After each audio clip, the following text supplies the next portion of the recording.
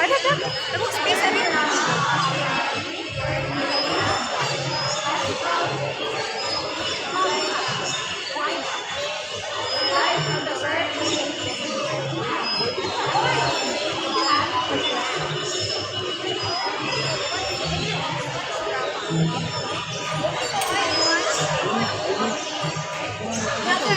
Ayan sa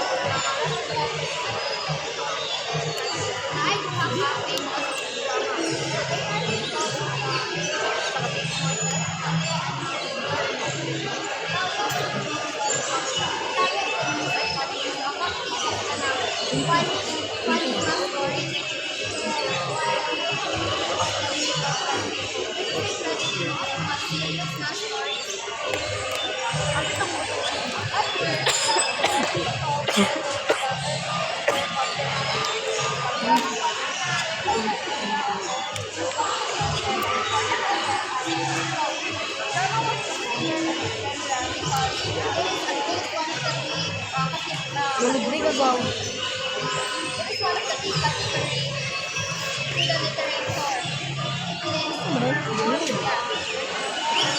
Also, umbrella is connected to the support card. Because originally, kana nag-post daw kana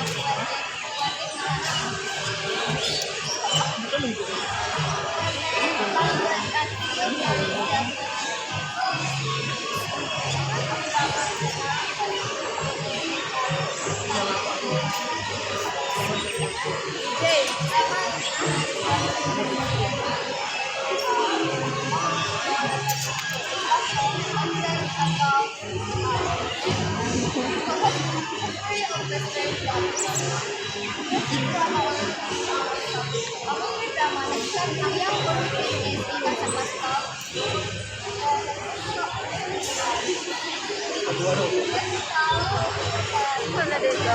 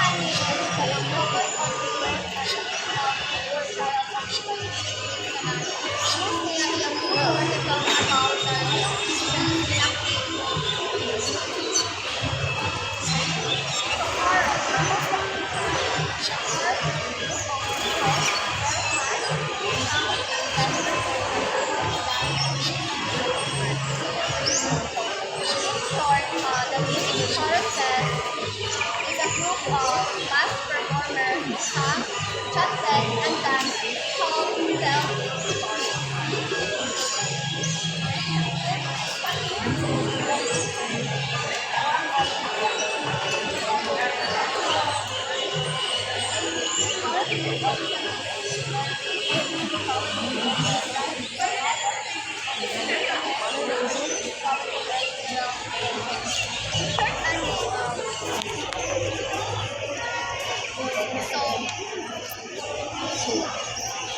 So satire plays a humorous Greek plays with satire characters. So picture sa satire characters katong half man and half goat nga characters ang people and mixing with common social comedy and wild behavior. And also it is performed for fun. Next, Roman theater. So drama spread or it evolved together. Roman playwrights adapted Greek plays and created their own works. Roman theater often included elements of spectacle such as elaborate sets and costumes. Drama spread to Rome because ang mga Roman is kanang nag-admire nila ang Greek culture. So mautong na-enjoy sa taga-Roman ang Greek plays means ang performance. Maong so they borrowed and adapted their plays.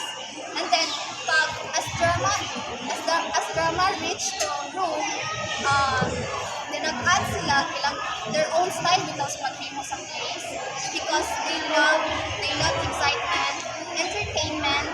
Motong ang ilahang plays na gihimo kay gihimo nila bigger, louder, and more spectacular.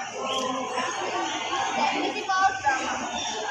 During the Middle Ages, drama was performed in the part of religious rites. As we place morality and morality plays were often performed in biblical entertainment. These plays depicted biblical stories and moral lessons.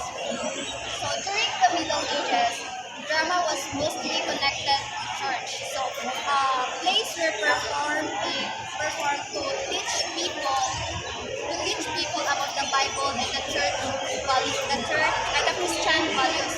Because especially because daghang mga tao nga kanang dili bitaw kabasa, mao tong ilahang through sa kanang pag-perform sa mga tao bitaw kanila sa church.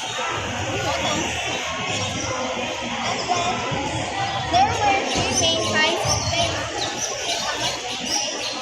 Mystery plays kay mao ni mga stories about Bible, or it's like kanang creation of the world, life of Jesus, or the art of Noah. Then a miracle plays told stories about lives and miracles of the mga saints. And morality plays like naka-learn siya moral lessons about good behavior and what's the difference between right and wrong. These plays were popular because they were both educational and entertainment. They help people understand religious teaching in a simple, dramatic way.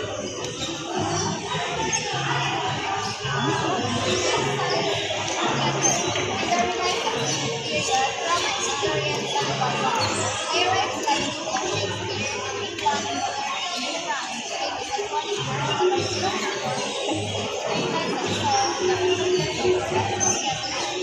popularity of during Renaissance, drama people became interested again in art, literature, and learning. Because of ilang new interest nila, ang drama became popular once again. Ibalik kung kapopular ang drama pagtapos sa Renaissance period. And also, tonight famous writers like William Shakespeare and England Darwin. So dahil na-create silang play nga kanahitang mga famous gihapon, created play that are still famous today. Their works show their deep emotion, humor, and realistic characteristics. During this time, the Renaissance professional theaters were built. So, 9 professional theaters were built. Which means ani kay ang pag-acting is hindi mo bilang as a real job. Then ang katong mga tao kay gibayran sila kwarta or watch sila ana mag-play and theater become major part of the entertainment.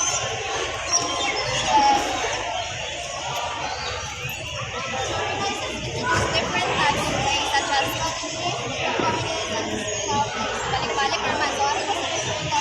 Circle plays is nag-base the stories based on past events and mga past famous people daw sa unang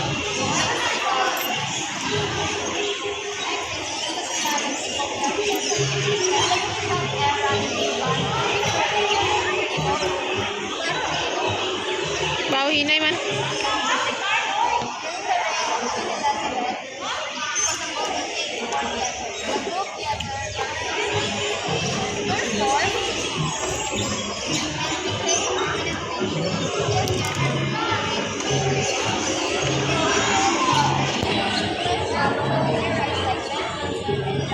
Webster. So,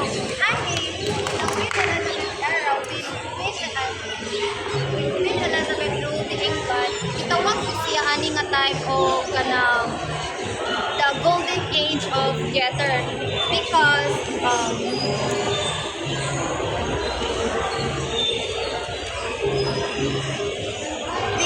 naay mga Greek plays nga kanang nagsuwat bitaw or gi-perform nila ang ilang mga plays. And then one of the most famous theater during this time is the Globe Theater. So ani where William Shakespeare were play and perform ang iyahang mga plays bitaw gi-perform. So after Queen Elizabeth and King James kanang ruled the England, naay bagong period na niabot which is ang Jacobean era. So ani ang theater is continued to grow gihapon then. Naay mga playwrights nga niabot which is si Ben Jonson and si John Webster. So sila is continued writing important plays. So they kept the tradition of English still alive.